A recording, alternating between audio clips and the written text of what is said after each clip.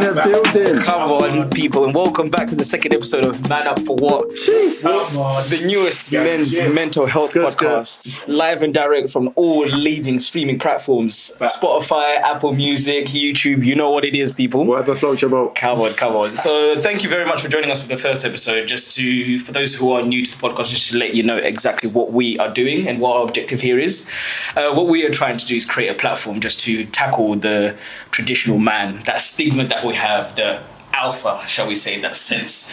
Just to see that there is a lot of us out here who have different perspectives and different interpretations of what a man is. Mm-hmm. And every single week, we're going to be bringing you our honest opinions, opinions, experiences, like real people, real stories.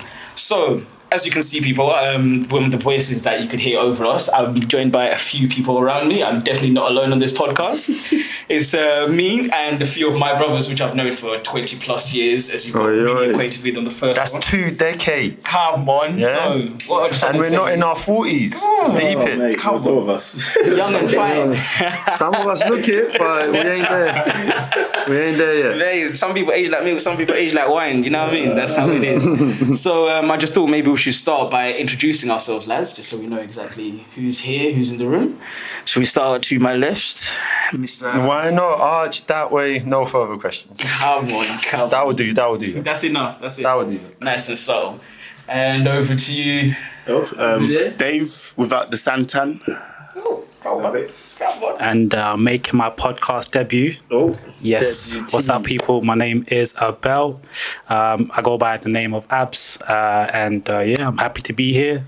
No, what's your tagline, mate? Abs. Come on, man. It's coming soon, isn't it? It's coming soon. Catch me next year with six pack. Ready. Summer 2022. Shredded wheat. I was rolling, I was building up the claps for you. Come on, people. Give him some energy, man. Come on. Oh yeah, debut.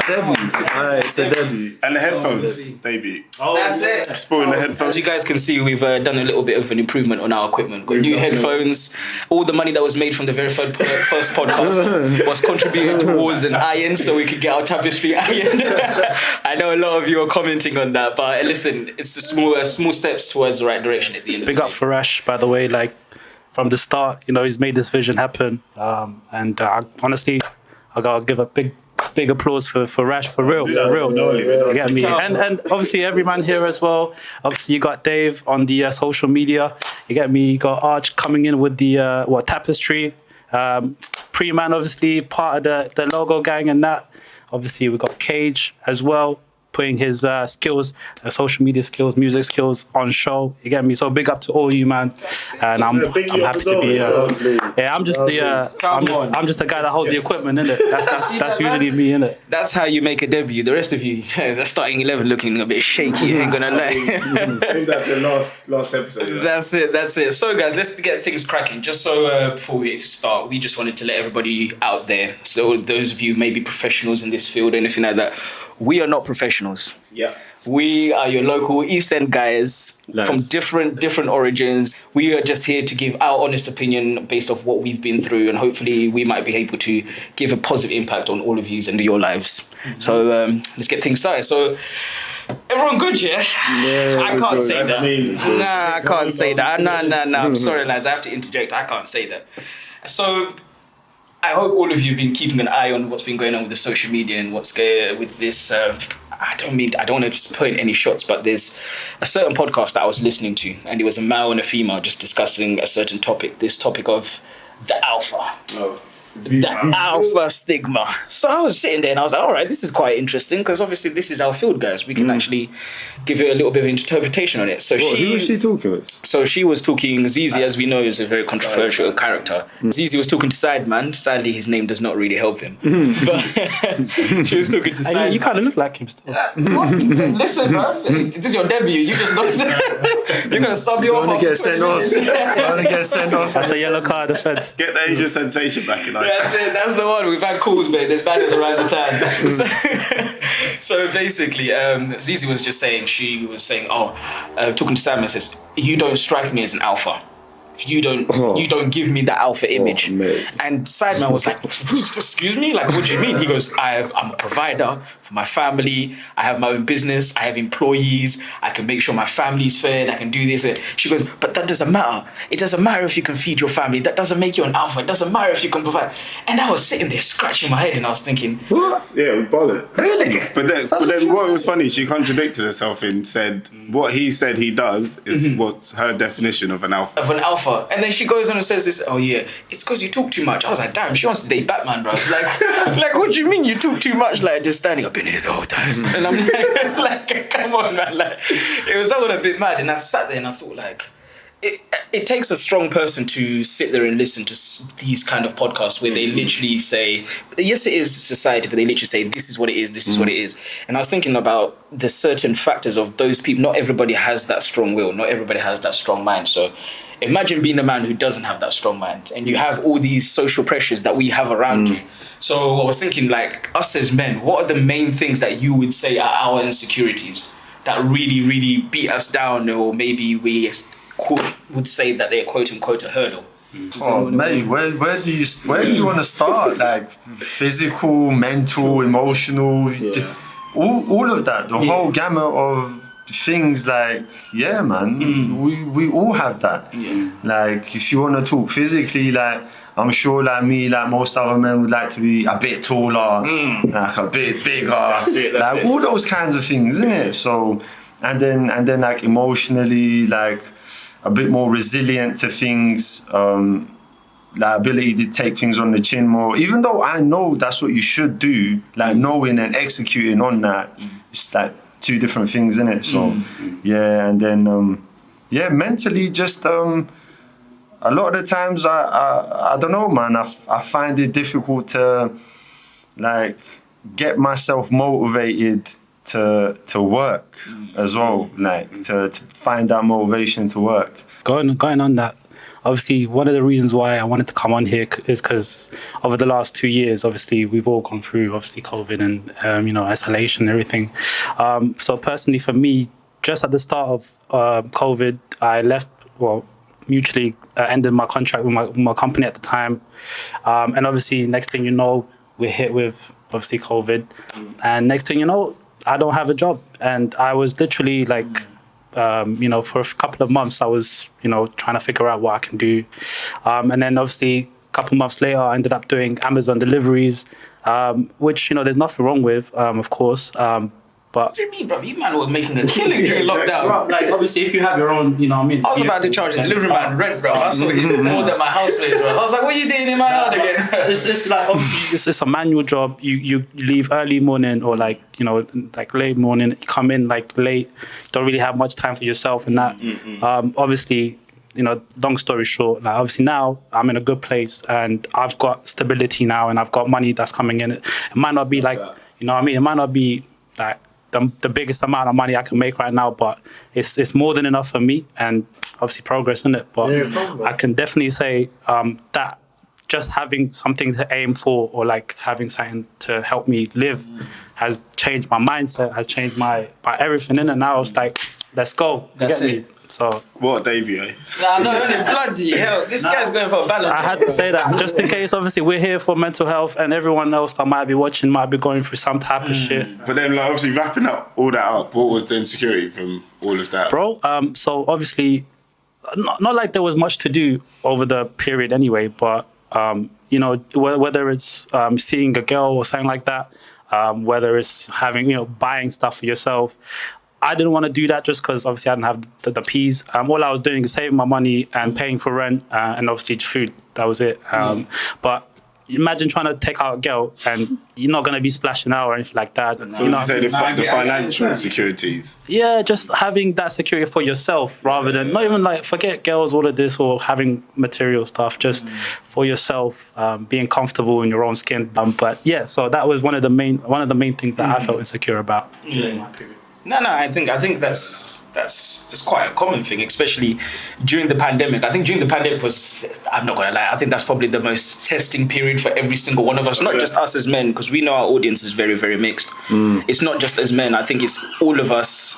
Well, first of all, people, let's realize that we're gonna be in history. our kids will learn about what we went through. And sadly, this is the only platform where we'll be able to express the mental side, the mental struggle of what happened for all of us. Because even me, myself, for those who may be watching on YouTube, whatever, I used to have locks. I used to have, cornrows and all of that. Now, I'm playing. Just for those who are listening, I was one of those people who, during lockdown, I would personally would say, I was affected a lot during lockdown in terms of a lot of my insecurities started to come out. I, like Abel, was in one of those situations where I started to think like, okay, is this my career? I don't know if I'm ever going to change my job. Am I ever going to do this? Then also another thing that Archie brought up was one of those people who were doing home barbershops. I literally just took the plunge. I was like, yes, it's all fun and games that you can keep cutting your hair and whatever. And I just said, you know what? I'm going to embrace it. Yeah. And I think that's the first thing when it comes to our insecurities is acceptance. Because for those who don't do psychology, we have the bereavement cycle. So there's a certain part in the bereavement cycle is just one part is literally just acceptance. You have to accept the situation you're in, and how you take that on and then move forward is literally what defines you as a person. And I literally took the plunge and I was like, this is what it is, man, because as much as I can cut my hair or whatever, it doesn't change the character that I am. I mean, you're pulling it off. This, you know what I mean? Thank you. You know what I mean? Looking at little young Morris Chestnut and that, you know what I mean? But that's what I mean, like, that's the one. But at the end of the day, like, I know insecurities can beat you down, but it's a character building process as well. And that was one of the main reasons during lockdown that I thought of this as a platform for us. So in terms of that, guys, I don't know if, Archie, what about you in terms of the lockdown process? How was that for you? Do you have any insecurities? Lockdown. Actually, what you mentioned about like the financial aspect, I didn't even touch upon that when I first made like them points. Yeah, that's always another thing as well. That's always a constant thing, like the financial aspect of it, like trying to set aside a certain amount of money and not dip into your savings, which always happens, and all those kinds of things there. And yeah, like during the lockdown, for me, it was just like, bro, you see, like with physical insecurities, that's never, like, it's a thing that I think about, but not as much as the other things, like financial, emotional, mental. Yes. Just because, yeah, it's like the physical stuff is just like, bro, there's always going to be something, like, you know what I'm saying? If I was a bit taller, I'd want to be a bit wedger as well. If I was a bit wedger, I'd want to, like, I don't know, like... There's always something. You know what I mean? Like, it's always something else, like, so... that's why when you see people get plastic surgery, they don't know when to stop. Yeah. Like, they just go off the rails with it. That's true.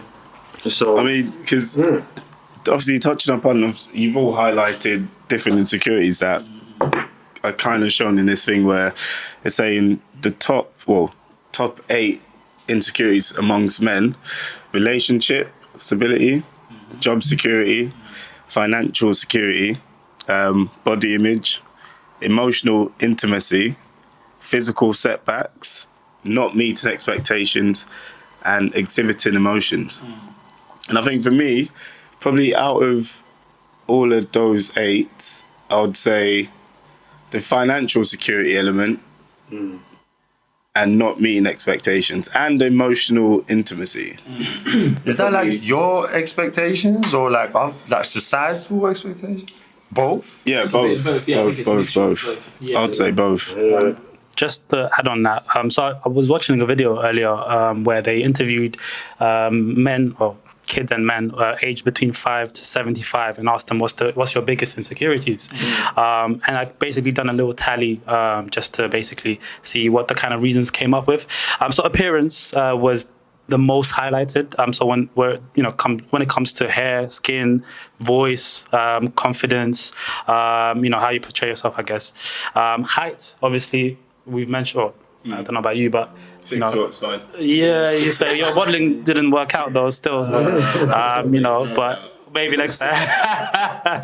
But yeah, so height, obviously, and then body, whether it's weight, scars, head size. That was one. Funny enough, I used to have insecurity as a kid because I used to get called hookhead. What? That's new. Yeah, I've probably grown up. Why didn't you tell us?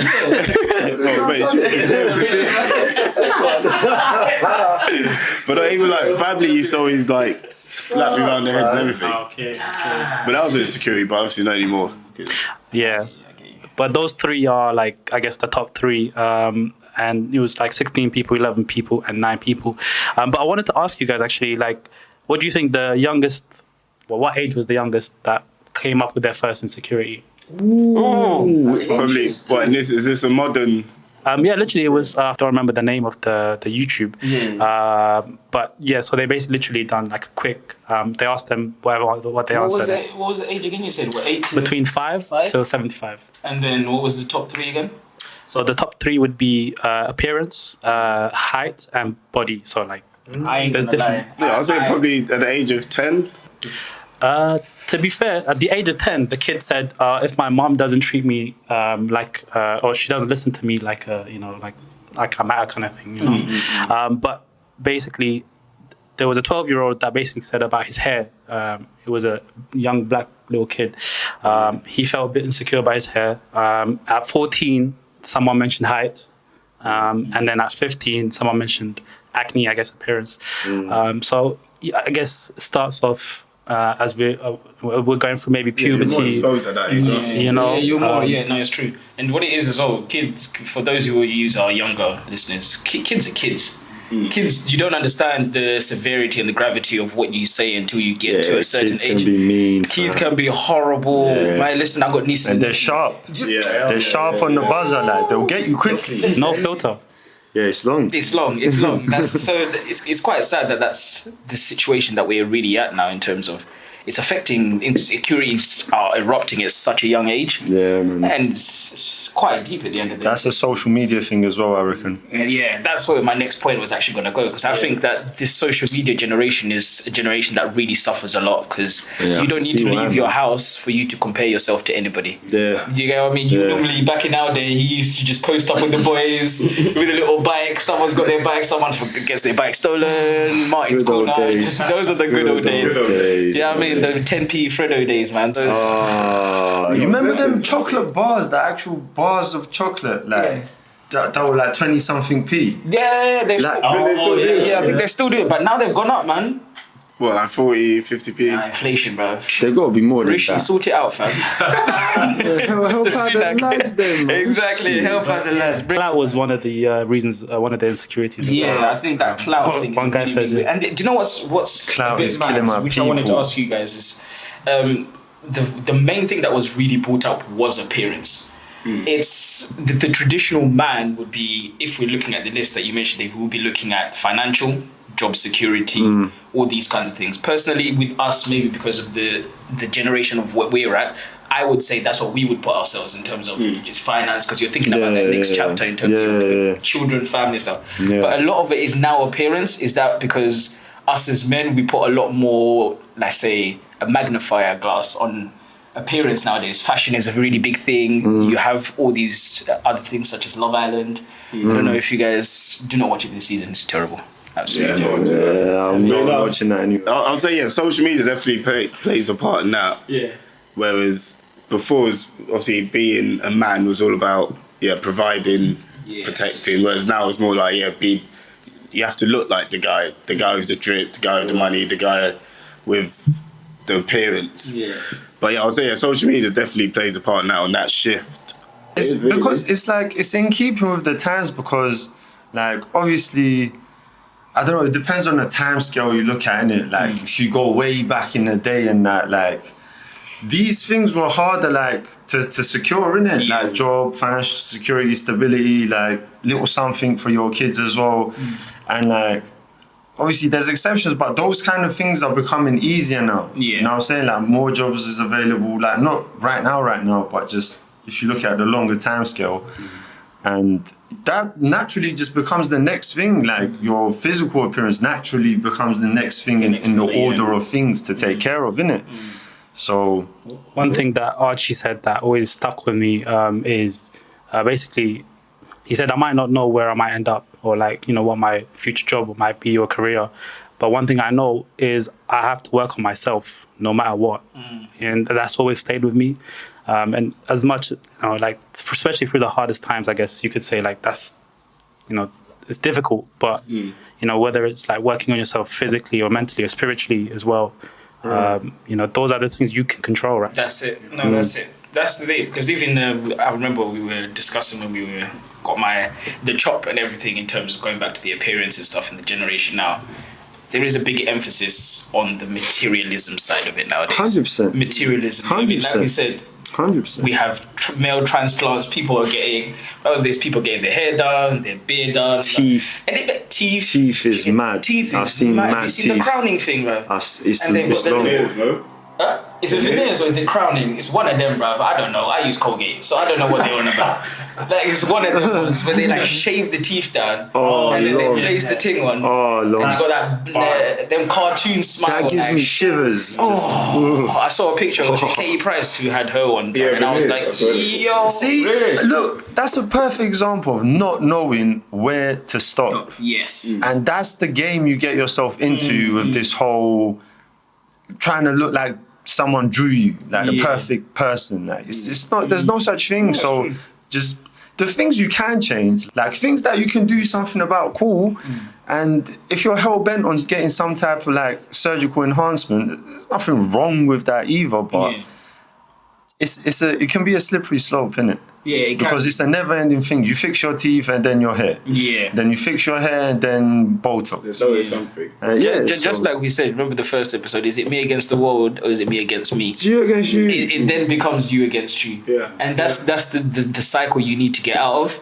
And I think a lot of people do put that pressure on themselves. And yes, it is society as well who does play a big part, but it's a slow journey. I know not everybody may be on the right journey at the end of the day, at that point, but you're gonna get there at the end of the day. It's a slow burner. Yeah, That's just how it 100%. is. And it starts just like you said, Archie, looking sad and things. So what did you do yourself? Did you ever, What during the lockdown and as that? in terms of your insecurities, as you mentioned, you've mentioned a few gems. Bruv, like I don't know, man. With insecurities, it's just like you can only like, what can I do at the end of the day? What can I actually do? What's in my power to control? Like, you know what I'm saying? Like, I'm not gonna get surgery and stuff like that. I'm just not on that. Like, so I'm not gonna do that. And in terms of like financial, mental, emotional, all these types of insecurities, I don't know, man. To be real, bro, I just listen to people on YouTube, like the coaches and that, and that's how it all started. Like Alan Watts, Wes Watson, Jordan Peterson, like all these, like this information was there, and then I started reading books, and I really got into like psychology and self-help and religious and spiritual books and stuff like that. And bro, like all of those things helped. They give you little nuggets of information that you can lean on, and you know when you start feeling the type of way, you can always just draw on that quote or that little something. You know, kind of like in the gym, where you're like, say you're exhausted during a set, if the right song comes on, That's it. out of nowhere, That's it. like literally out of nowhere, you got pure energy and you smash out the set if it's the right song. Yeah. So it's kind of like that. Like when I get into a certain space of thinking, I just try to always, sometimes it don't work and I just have to feel shit and then go through it and then, you know. Yeah. But I just try to remember those things, innit?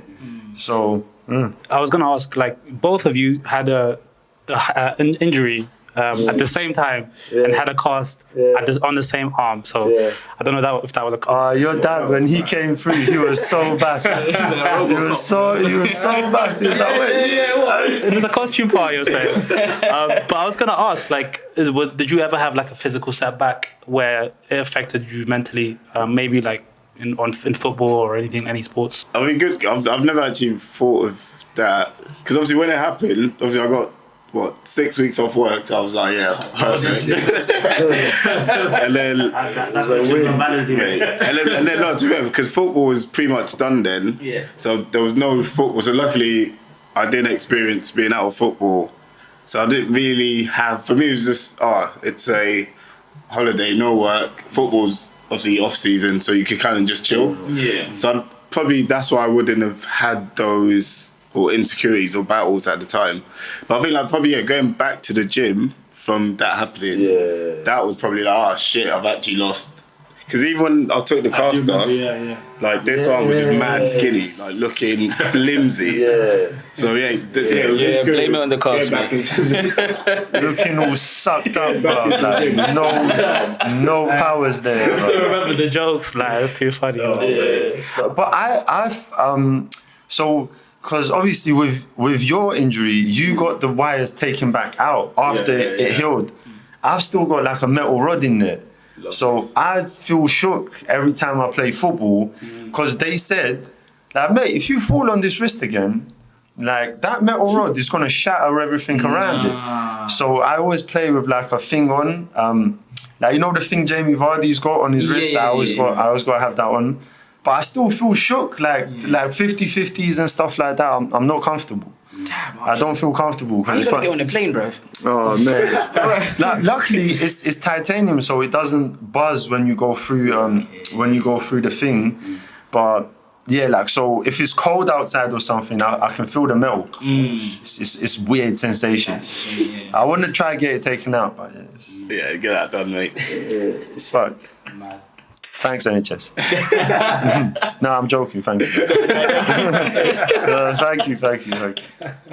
No, but that's true. I think that's another thing as well. A lot of us who, at our age, try to chase the game, try to chase the ball, and you have that physical setback. And I think that also shows how human we actually are, because we also glorify these football stars, basketball stars. You're like, oh my gosh, you're the next great thing. They get that one injury.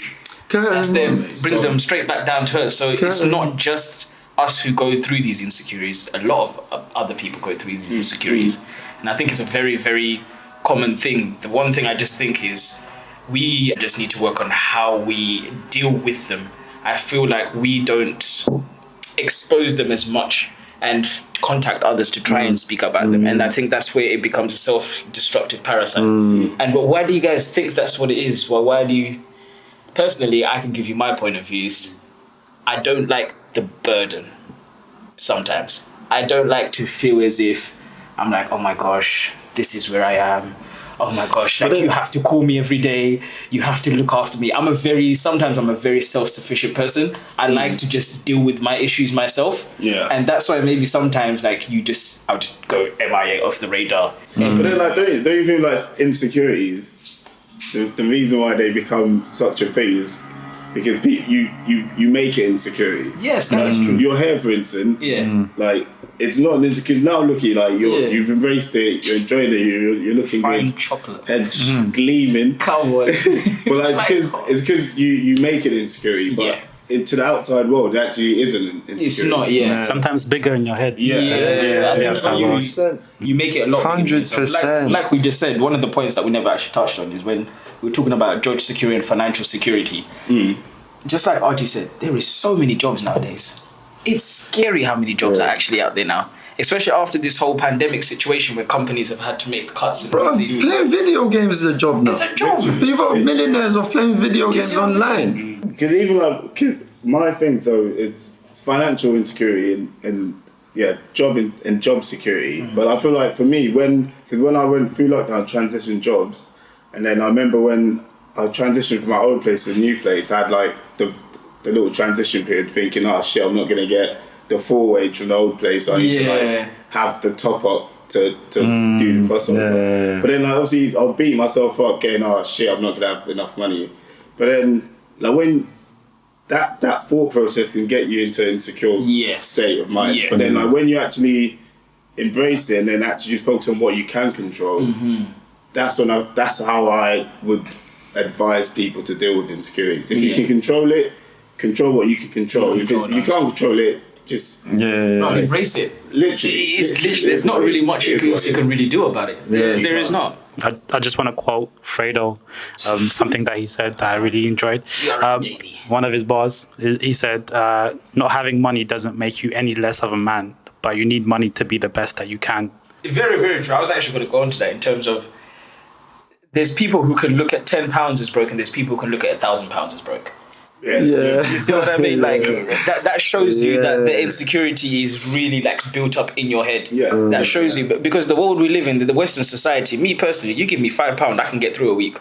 Oh, God, You're a madman. I'm a madman, bruv. Fucking get in. Be easy, get in, mate. This guy done a whole shopping thing for 99p. Wow, you filled There his you go, fridge. mate. I don't understand. Get Bro. us. Everyone else who's actually listening, try Get Here. That's a very, very good app. But this is what I mean. The society we live in now, we can't complain about no food or all of these other things, and because we have these financial securities around us, you have a safe roof, you have a roof above your head, a warm bed to sleep in, all these kind of Those things. are big things. Those are very, very big things, and I think that we take those for granted. Yes, your boy is maybe in Ayanapa or Mallorca doing AP or whatever, but you're here. But at the end of the day, be grateful. Like, you're onto bigger things. Like David said, control what you can control. 100%. And that's how you've got to look at it. You can't really keep delving any deeper into it. Talking about being grateful, like obviously every person goes through bad times and they may reach the lowest of points, and